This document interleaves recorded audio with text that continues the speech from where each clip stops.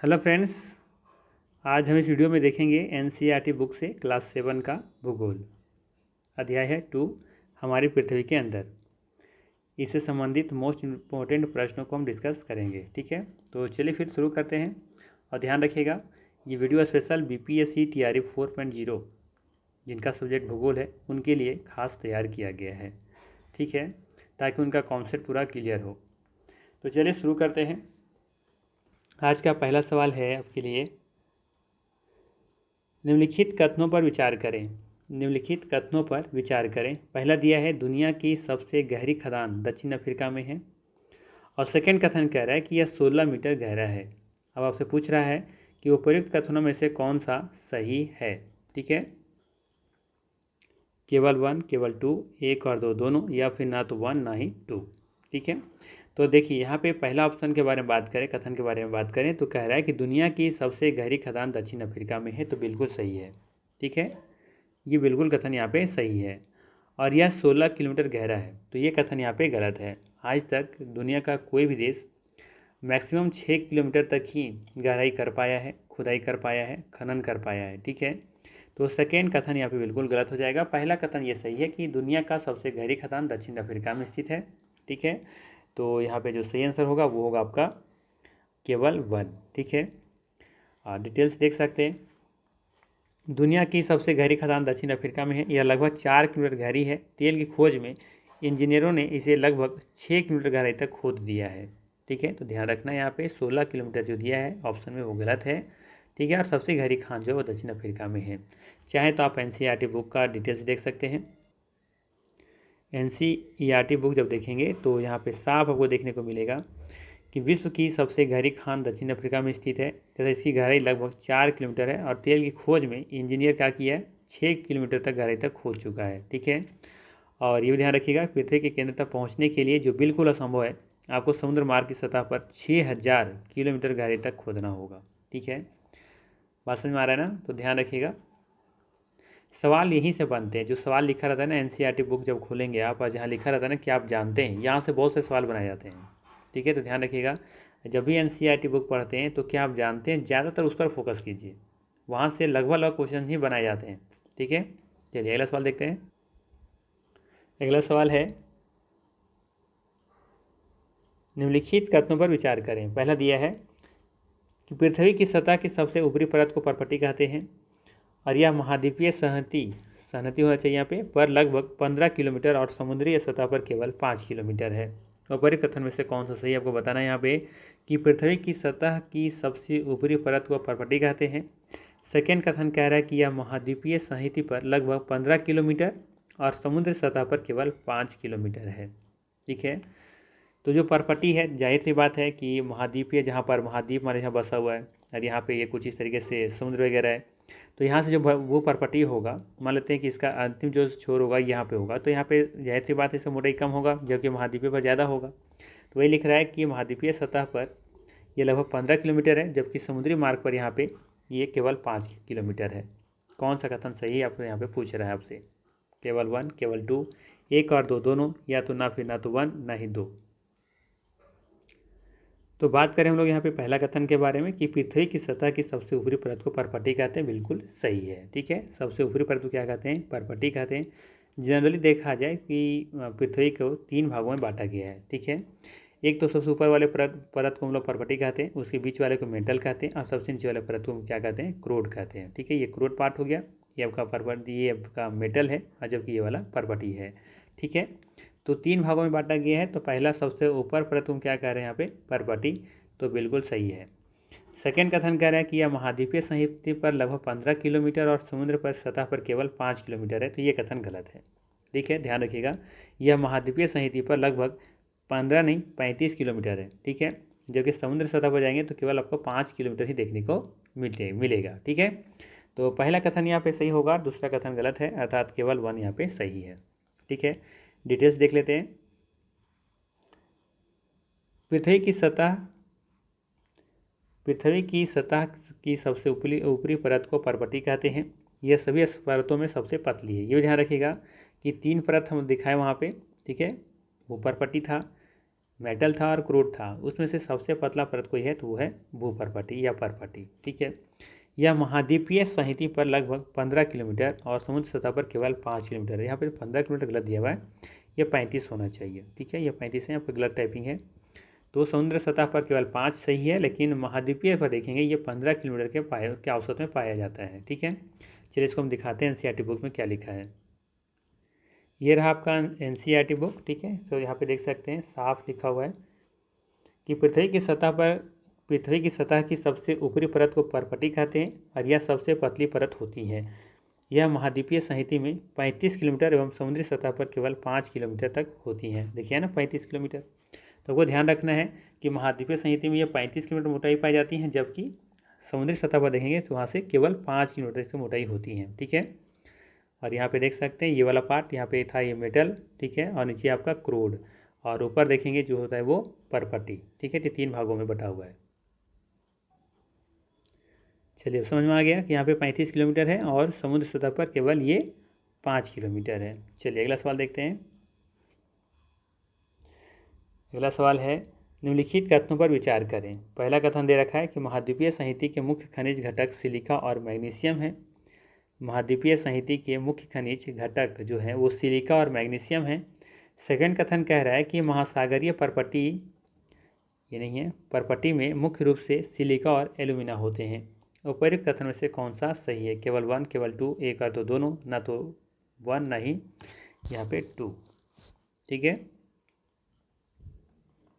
तो बात करें हम लोग यहाँ पे पहला कथन के बारे में कि महाद्वीपीय सहिति के मुख्य खनिज घटक सिलिका और मैग्नीशियम नहीं है, सिलिका और एल्यूमिना है। ठीक है, तो ये पहला गलत हो गया। यहाँ पे मैग्नीशियम के जगह पर क्या होना चाहिए था? एल्यूमिना, तो ये गलत हो गया। सेकंड कथन कह रहा है कि महासागरीय परपटी में मुख्य रूप से सिलिका और एल्यूमिना होते हैं, तो ये भी कथन यहाँ पे गलत है। ठीक है, यहाँ पे क्या हो जाएगा? सिलिका और यहाँ पे मैग्नीशियम होना चाहिए था। ठीक है, ठीक है, ध्यान दीजिएगा कि महासागरीय परपटी में सिलिका और मैग्नीशियम मुख्य रूप से पाए जाते हैं। ठीक है, तो ये भी कथन गलत है, तो यहाँ पे कोई भी सही नहीं है, डी ऑप्शन यहाँ पे सही होगा। ठीक है, डिटेल्स देख लेते हैं व्याख्या में कि महाद्वीपीय सहिति के मुख्य खनिज पटक जो है वो सिलिका और एल्युमिनियम है। ठीक है, एल्यूमिना है, यहाँ पे एल्यूमिना होना चाहिए।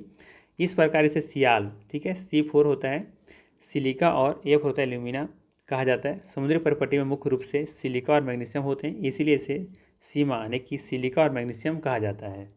ठीक है, चलिए इसको हम शॉर्ट में यह समझा देते हैं। जो भू परपटी है ना उसे कहा जाता है सियाल। क्या कहा जाता है? सियाल। ठीक है, उसके बाद फिर जो होता है आपका मेंटल। ठीक है, मेटल जो होता है वो होता है बना होता है आपका सीमा से। ठीक है, और जो नीचे क्रोड है वो बना होता है नीफे से। किससे बना होता है? नीफे से। इसका अर्थ ये हुआ कि C पर होता है सिलिका और Al पर होता है एल्युमिनियम। ठीक है, और S ऐसे सिलिका और M से हो जाएगा मैग्नीशियम, जबकि क्रोड जो है वो बना होता है नीफे यानी कि निकल से और Fe मतलब फेरस से। ठीक है, वही चीज़ यहाँ पे इसको शॉर्ट में बताया है हुआ है। ठीक है, तो परेशान नहीं होना है। ठीक है, समझ में आ रहा है ना? ये आपका क्या हो गया? भूपरपट्टी, ये आपका मेटल, और ये हो गया आपका क्रूड। क्रूड किससे बना हुआ है? निफे से, मतलब निकेल और फेरस यानी कि आयरन से। सीमा यानी कि मेटल जो बना हुआ है वो सिलिका और मैग्नीशियम से बना हुआ है, जबकि आपका देखेंगे यहाँ पे भूपरपट्टी वो सिलिका और एल्यूमिनियम से बना हुआ है। ठीक ना? चलिए आगे देखते हैं। तो यहाँ पे इसका सही आंसर डी था। चलिए आगे देखते हैं। अगला सवाल है 4th नंबर। निम्नलिखित कथनों पर विचार करें। पहला दे रखा है कि परपट्टी के ठीक नीचे का परत मेटल होता है। ठीक है, परपट्टी के ठीक नीचे का परत मेटल होता है। और सेकंड कह रहा है कि मेटल पृथ्वी के आयतन का केवल 15% बनाता है। उपयुक्त कथनों से कौन सा कथन सही है? यहाँ पे केवल 1, केवल 2, एक और दो दोनों, और नहीं ना तो फिर एक और ना ही 2। तो बात करें हम लोग यहाँ पहला कथन के बारे में, तो लिखा है परपट्टी के ठीक नीचे का परत मेटल होता है। बिल्कुल सही है। ठीक है, जैसे कि अभी हमने यहाँ पे बताया था। चलिए, तो सियाल और सीमा को बताए थे, लेकिन यहाँ पे ध्यान रखिएगा सबसे ऊपर परत को हम यहाँ पे लिख देते हैं। पहले बताए थे हमने मेटल, माफ़ कीजिएगा, अच्छा मेटल लिख लेते हैं। इसके ऊपर होता है परपट्टी। ठीक है, नीचे होता है क्रूड। ठीक है, परपट्टी हमने कहा कि ये बना हुआ है सियाल से, और ये बना हुआ है सीमा से, और ये बना हुआ है आपका निफे से। ठीक है, तो परपटी देखिए लिखा है, परपटी के ठीक नीचे का परत मेटल होता है, तो ठीक ही नीचे का परत तो मेटल ही है, तो ये कथन सही है। इस बात में लिखा है कि मेटल पृथ्वी के आयतन का केवल 15% बनाता है। ठीक है, मेटल जो कह रहा है कि पूरा पृथ्वी का जो आयतन है, वॉल्यूम है, उसका केवल 15% है, तो ये कथन यहाँ पे गलत दिख रहा है। क्यों? क्योंकि ध्यान रखिएगा कि कुल जितना भी वॉल्यूम है पृथ्वी का, उसका 1% बनाता है सियाल, सिर्फ 1%। कितना? सिर्फ 1%। ठीक है, जबकि जो मेटल है, सीमा है, ये बनाता है इसका मैक्सिमम बनाता है 85%, 85 नहीं 84%। ठीक है, 84% मेटल है, यानी सबसे ज़्यादा मेटल ही पाया जाता है। और इसके बाद जो बच गया आपका कितना, लगभग 15%।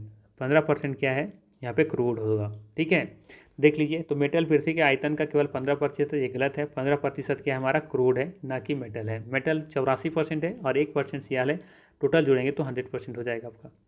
ठीक है, तो दूसरा कथन यहाँ पे गलत है, तो इसलिए देखेंगे यहाँ पे जो सही आंसर है वो है आपका यहाँ पे केवल ए। ठीक है, पहला कथन सिर्फ सही है, यहाँ पे कोई दिक्कत नहीं होना चाहिए। चलिए, सवाल यहाँ पे कई सवाल बन सकते हैं। पर्वटी किससे बना हुआ है, तो सियाल से। मेटल किससे बना हुआ है, तो सीमा से। क्रूड किससे बना हुआ है, तो निभे से। कौन कितना परसेंट है वो भी याद रखना जरूरी है। ठीक, तो यहाँ से कहीं से सवाल पूछा जा सकता है। आप पूछा ये भी जा सकता है कि मेटल के नीचे कौन सा पर्वटी है, कौन सा परत है, तो वो क्रूड है। क्रूड के ऊपर कौन है, मेटल है। मेटल के ऊपर कौन है, तो पर्वटी है। ठीक, चलिए आगे देखते हैं। यहाँ पे देख सकते हैं, परपटी के ठीक नीचे मेटल होता है जो 2900 किलोमीटर की गहरा तक फैला हुआ है। पृथ्वी के आयतन का केवल 1% हिस्सा परपटी है। ठीक है, ध्यान रखिएगा, केवल 1% है, जबकि 84% क्या है, मेटल है, और 15% हिस्सा क्या है, क्रूड है। ठीक, चलिए अगला सवाल है, लेते हैं हम लोग। अगला सवाल है, निम्नलिखित कथनों पर फिर से विचार करना है। पहला कथन दे रखा है, पृथ्वी को सतह को आंतरिक परत क्रूड है। पृथ्वी की सतह को आंतरिक परत क्रूड है। पृथ्वी का जो सतह है उसमें आंतरिक क्रूड क्या, क्रूड है, आंतरिक परत जो है क्रूड है। और सेकंड कह रहा है कि यह मुख्य रूप से निकेल और लोहे से बना है और इसे निफे कहा जाता है। सेकंड कह रहा है कि थर्ड कह रहा है कि केंद्रीय क्रूड का तापमान और दबाव काफ़ी उच्च होता है। उपर्युक्त कथन में से कौन सा सही है? तो चलिए हम लोग एक एक करके डिस्कस कर लेते हैं। तो बात करें यहाँ पे पहला कथन के बारे में, पृथ्वी की सतह को आंतरिक परत जो है वो क्रूड है, बिल्कुल सही है। ठीक है, आंतरिक परत क्या है, क्रूड है, जिसे मैंने यहाँ पे बताया है ना, ये क्रूड, आंतरिक क्रूड है। ठीक है, सेकेंड कथन है कि यह मुख्य रूप से निकेल और लोहे से बना है और इसे निफे कहा जाता है, तो ये भी सही है। ठीक है, निफे, निफे का ही बताया था पूरा डिटेल्स के रूप में कि निफे एन आई से होता है निकेल और एफ से होता है फेरस, मतलब आयरन, तो ये भी सही है। थर्ड कथन है कि केंद्रीय क्रूड का तापमान और दबाव काफ़ी उच्च होता है, तो ये भी कथन यहाँ पे सही है। तो उपयुक्त में हो जाएगा सभी, डी ऑप्शन यहाँ पे सही है। ठीक है, चलिए इसको थोड़ा सा बुक में दिखाते हैं आपको। यहाँ पे तो देख सकते हैं, आंतरिक भाग जो होता है ये क्रूड है आपका, ये वाला भाग क्रूड कहला रहा है यहाँ पे। ठीक है, ये तो ध्यान रखना ही है, आंतरिक भाग क्रूड कहलाता है। जबकि यहाँ पे देखेंगे साफ लिखा हुआ है, कहाँ गया, यहाँ पे। ठीक है, ये देखिए, ये जो है आपका क्रूड के बारे में बता रहा है कि सबसे आंतरिक परत क्रूड है। ठीक है, और जिसकी त्रिज्या लगभग 3500 किलोमीटर है। यह मुख्यतः निकल एवं लोहे की बनी होती है। देखिए क्या लिखा है, निकल और लोहे की बनी होती है तथा इसे निफे, निफे कहते हैं, जो निफ और निकिल होता है, और एफ ए पर होता है फेरस कहते हैं। केंद्रीय क्रूड का जो तापमान और दबाव होता है, दाब होता है, काफ़ी उच्च होता है। ठीक है, तो देखिएगा एनसीईआरटी बुक से लाइन बाय लाइन उठाया गया सवाल है। चलिए क्वेश्चन देखते हैं।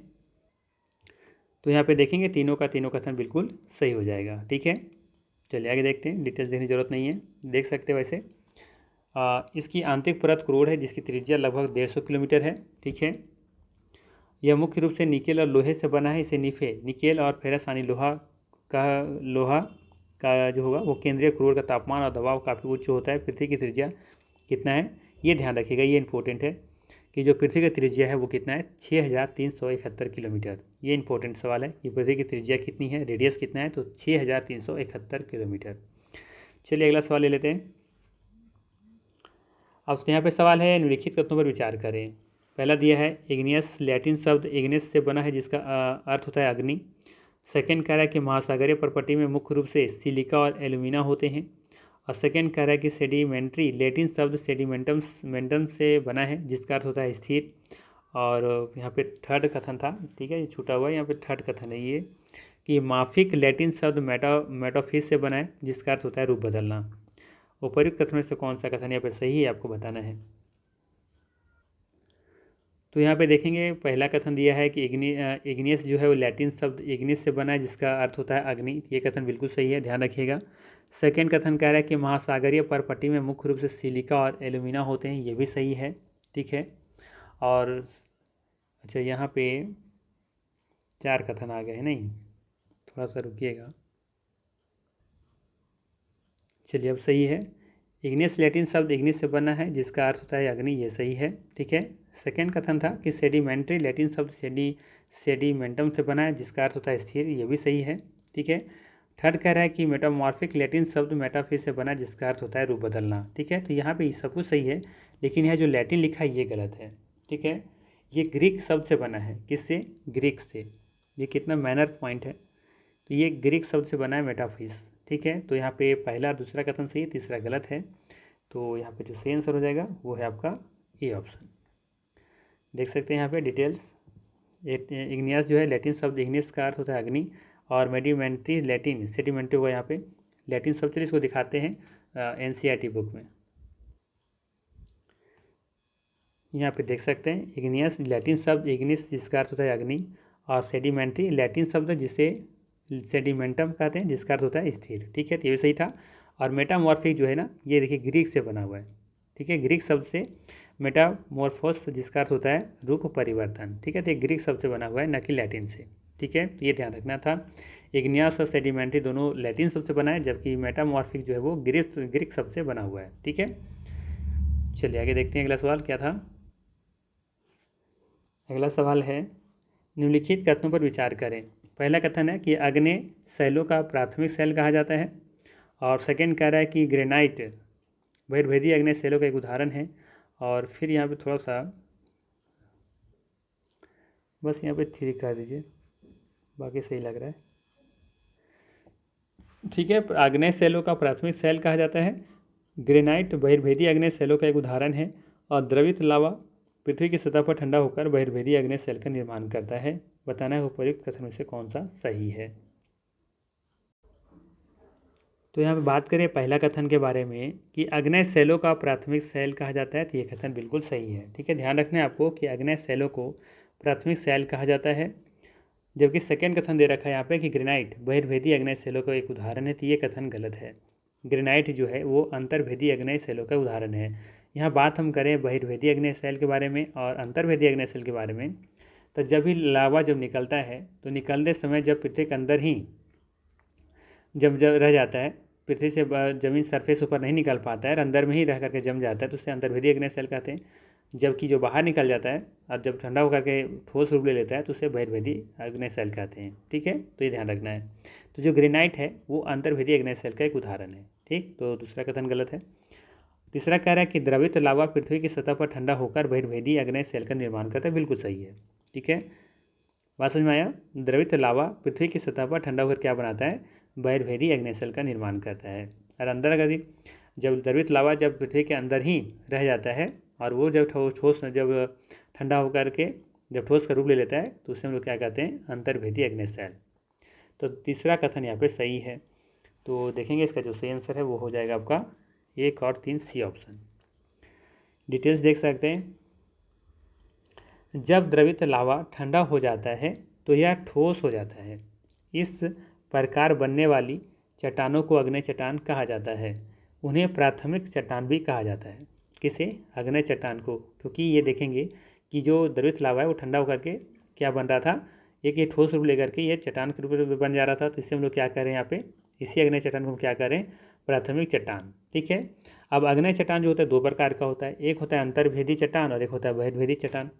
वास्तव में आग की तरह लाल द्रवित मैग्मा ही लावा है जो पृथ्वी के आंतरिक भाग से निकलकर सतह पर आ जाता है। जब द्रवित लावा पृथ्वी की सतह पर आ जाता है तो यह तेजी से ठंडा होकर ठोस बन जाता है। पर्वती पर इस तरह से बनने वाले चट्टानों को हम क्या कहते हैं? बहिर्भेदी आग्नेय शैल। क्योंकि बाहर आकर के जमा है तो बहिर हो जाएगा, अंदर है तो आंतरिक हो जाएगा। इनकी संरचना बहुत महीन दाने वाली होती हैं, ठीक है। मतलब कह सकते हैं कि इसका जो संरचना होता है वो क्या होता है? बहुत क्रिस्टलीय होता है। ठीक है, अचानक ठंडा होने की वजह से बाहर निकलता है ना, तो अचानक ये ठंडा हो जाता है, जिसकी वजह से क्या बन जाता है, इसमें क्रिस्टलीय दाने की तरह बन जाते हैं। ठीक है, तो यही कह रहे हैं यहाँ पे कि इनकी संरचना बहुत ही महीन दाने वाली होती हैं। उदाहरण के लिए बात करें तो बेसाल्ट है। दक्कन का पठार बेसाल्ट चट्टानों से ही बना हुआ है। जो दक्कन का पठार है वो बेसाल्ट चट्टान से ही बना हुआ है, तो ध्यान रखिएगा। दक्कन का पठार किसका उदाहरण है, तो ये बेसाल्ट चट्टान का उदाहरण है। ठीक है, और यही बात करें कि अगर मान लेते हैं कि इसकी अगर ये मान लेते हैं कि कोई जो अंतर्वेदी सेल है उसकी संरचना कैसी होती है, तो उसका फिर महीन दाना नहीं होता है, उसका जो रूप होता है वो बड़े बड़े पत्थर चट्टान की तरह उसका निर्माण होता है। ठीक है, क्योंकि वहाँ पे देखेंगे धीरे धीरे ठंडा होता है वो, तो धीरे धीरे ठंडा होने की वजह से एक बहुत बड़ा आकार में मतलब कि उसका निर्माण होता है। ठीक है, लेकिन बाहर निकलता है तो अचानक ठंडा होने की वजह से ये दाने दाने के रूप ले लेता है, क्रिस्टलीय रूप में इसका निर्माण होता है। ठीक, चलिए आगे देखते हैं। निम्नलिखित तथ्यों पर विचार करें। पहला दिया यहाँ पे कि द्रवित लावा पृथ्वी की परपट्टी के अंदर ठंडा होकर अंतर्भेदी अग्नेय सेलों का निर्माण करता है। बिल्कुल सही दिख रहा है। द्रवित लावा जो है वो पृथ्वी की परपट्टी के अंदर ठंडा होकर क्या बनाता है, अंतर्भेदी अग्नेय सेल। ठीक है, यही बाहर हो जाता है, बाहर बनाता है ठंडा होकर के परपट्टी का निर्माण करता है, उसे क्या कहते हैं, बहिर्भेदी अग्नेय सेल। अब अगला कह रहा है कि बेसाल्ट अंतर्भेदी अग्नेय सेलों का एक उदाहरण है। बेसाल्ट अंतर्भेदी अग्नेय सेल का एक उदाहरण है। पूछ रहे हैं यहाँ पे उपयुक्त कथनों से कौन सा सही है। तो बात करें हम लोग यहाँ, पहला कथन तो सही है। ठीक है, द्रवित लावा पृथ्वी के परपट्टी के अंदर ठंडा होकर के क्या बना रहा है, अंतर्भेदी अग्नेय सेल। ठीक, तो ये सही है। सेकेंड कह रहा है कि बेसाल्ट अंतर्भेदी अग्नेय सेलों का एक उदाहरण है, तो ये कथन यहाँ पे गलत है। क्यों, क्योंकि बेसाल्ट जो है वो बहिर्भेदी अग्नेय सेल का एक उदाहरण है। ठीक, तो यहाँ पे सही आंसर हो जाएगा आपका ऑप्शन नंबर ए। डिटेल्स देख लीजिए। कहता है कि द्रवित मैग्मा कभी कभी भूपरपट्टी के अंदर गहराई में ही ठंडा हो जाता है। इस प्रकार बने ठोस चट्टानों को अंतर्भेदी अग्नेय चट्टान कहा जाता है। धीरे धीरे ठंडा होने के कारण ये बड़े दानों के रूप ले लेते हैं, जैसे भी हमने बताया ना कुछ समय पहले, पिछला क्वेश्चन में डिटेल्स बताया था। ग्रेनाइट ऐसी ही चट्टान का एक उदाहरण है। बेसाल्ट अग्नेय चट्टान का एक उदाहरण है जो मुख्य रूप से पायरोक्सिन खनिज से बना हुआ है। ये ध्यान रखिएगा, किससे बना हुआ है, तो पायरोक्सिन खनिज से बना हुआ है। अगला सवाल है, निम्नलिखित कथनों पर विचार करें। पहला है, अदृढ़ अवसाद दबकर एवं कठोर होकर अवसादी सेल बनाते हैं। अदृढ़ अवसाद दबकर एवं कठोर होकर क्या बना रहा है, अवसादी सेल। सेकेंड कह रहा है कि इन चट्टानों में पौधे, जानवर, अन्य सूक्ष्म जीव के जीवाश्म हो सकते हैं। और थर्ड कह रहा है कि बलुआ पत्थर अवसादी चट्टानों का एक उदाहरण है। उपर्युक्त कथनों से कौन सा सही है आपको बताना है यहाँ पे। तो देखेंगे यहाँ पे पहला कथन के बारे में कि अदृढ़ अवसाद दबकर और कठोर होकर अवसादी सेल बनाते हैं, बिल्कुल सही है। सेकेंड कह रहा है कि इन चट्टानों में पौधों, जानवरों और अन्य सूक्ष्म जीवों के जीवाश्म भी हो सकते हैं, बिल्कुल हो सकता है। हम लोग जानते हैं कि अवसादी सेल में सूक्ष्म जीवाश्मों का उसमें क्या होता है, अवशेष पाए जाते हैं, तो ये सही है। थर्ड कह रहा है कि बलुआ पत्थर अवसादी चट्टानों का एक उदाहरण है, तो ये भी कथन सही है। ठीक है, याद रखना है आपको कि बलुआ पत्थर जो है वो एक अवसादी चट्टान का उदाहरण है। तो यहाँ पे सभी कथन सही दिख रहा है, तो इसीलिए इसका डी ऑप्शन सही हो जाएगा। डिटेल्स देख लीजिए। कह रहा है कि चट्टानें लुढ़क कर या चटक कर तथा एक दूसरे से टकरा कर छोटे छोटे टुकड़ों में टूट जाती हैं। इन छोटे कणों को अवसाद कहा जाता है। ये अवसाद हवा, जल आदि के द्वारा एक स्थान से दूसरे स्थान पर पहुंचकर जमा कर दिए जाते हैं। ये अदृढ़ अवसाद दबकर एवं कठोर होकर के सेल की परत बनाते हैं। इस प्रकार की चट्टानों को अवसादी सेल कहा जाता है। उदाहरण के लिए बलुआ पत्थर रेत के दानों से बना होता है। इन चट्टानों में पौधों, जानवरों और अन्य सूक्ष्म जीवों जैसे कभी इन सेलों पर रहे हैं के जीवाश्म भी इसमें हो सकते हैं। ठीक है, चलिए अगला सवाल है, निम्नलिखित कथनों पर विचार करें। निम्नलिखित कथनों पर विचार करें। पहला दे रखा है कि अग्नेय अवसादी चट्टानें उच्च ताप एवं दाब के कारण कायांतरित चट्टानों में परिवर्तित हो सकती हैं। पहला लिया है कि अग्नेय अवसादी चट्टानें उच्च ताप एवं दबाव के कारण कायांतरित चट्टानों में परिवर्तित हो सकते हैं। सेकेंड कह रहा है कि चूना पत्थर का संगमरमर में परिवर्तन कायांतरित चट्टानों का एक उदाहरण है। चूना पत्थर का संगमरमर में परिवर्तन कायांतरित चट्टानों का एक उदाहरण है। पूछ रहा है यहाँ पे कौन सा कथन सही है। ठीक है, तो चलिए हम लोग बात करते हैं पहला कथन के बारे में। तो पहला कथन दिया है कि अग्नेय अवसादी चट्टानें उच्च ताप एवं दबाव के कारण कायांतरित चट्टानों में परिवर्तित हो सकती हैं, बिल्कुल सही है ना। अग्नेय अवसादी चट्टान जो होता है उच्च दाब और दबाव के कारण उसका रूप परिवर्तन हो ही सकता है, बिल्कुल हो सकता है। ठीक है, तो ये सही है। और चूना पत्थर का संगमरमर में परिवर्तन क्या कहलाता है? कायांतरित चट्टान का एक उदाहरण है। तो बिल्कुल सही है। जो चूना पत्थर है वो क्या होता है? इसका संगमरमर में परिवर्तन को हम लोग क्या कह सकते हैं? जो परिवर्तन हो रहा है, तो परिवर्तन को कहने को क्या कहेंगे? उसे कायांतरित ही तो कहेंगे। तो ये कायांतरित चट्टान का उदाहरण, तब ये भी कथन सही है। तो इसका सही आंसर हो जाएगा आपका सी ऑप्शन, 1 और 2 दोनों। ठीक है। तो ये था मोस्ट इंपॉर्टेंट इससे 10 प्रश्न। अगर वीडियो अच्छा लगा तो लाइक ज़रूर कीजिएगा। और जाते जाते थोड़ा सा आप यहाँ पे कुछ चीज़ें हैं जो छूट गया होगा, इसमें देख लेते हैं क्या क्या छूट गया है। ये हमने बता दिया, इसका MCQ यहाँ बन गया था और ये कोई दिक्कत ही नहीं है आपको। और आगे देख लीजिए, इसको भी मैंने बता दिया है कि आप जानते हैं वाला, पृथ्वी के आयतन का केवल 1% हिस्सा ही पर्पटी है और 84% क्या है? मेटल है। और 15% हिस्सा क्या है? क्रूड है। और पृथ्वी की त्रिज्या याद रखना है 6371 किलोमीटर है। ये भी हमने बता रखा है। और ये तो बता ही हमने दिया। ठीक है। शब्द की उत्पत्ति कैसे कहाँ से हुई, इसको याद रखिएगा। जीवाश्म क्या है? सैलों की परतों में दबे मृत पौधों एवं जंतुओं के अवशेषों को जीवाश्म कहते हैं। ठीक है। चलिए, तो इतना बातें आपको ध्यान रखनी थी। ठीक है। इससे सवाल इस चैप्टर से बाहर मेरी गारंटी है कि नहीं आएंगे। हमने जितना बता रखा है, अगर उतना आप देख लेते हैं तो इससे बाहर आपका सवाल नहीं आएगा। ठीक है ना? चलिए, तो ये था मोस्ट इम्पोर्टेंट 10 MCQ। अगर वीडियो अच्छा लगा तो लाइक ज़रूर कीजिएगा, और चैनल पर नए हैं तो सब्सक्राइब ज़रूर कीजिएगा, और दोस्तों के बीच शेयर करना ना भूलिएगा। तो चलिए, फिर मिलते हैं नेक्स्ट वीडियो में। Thanks for watching.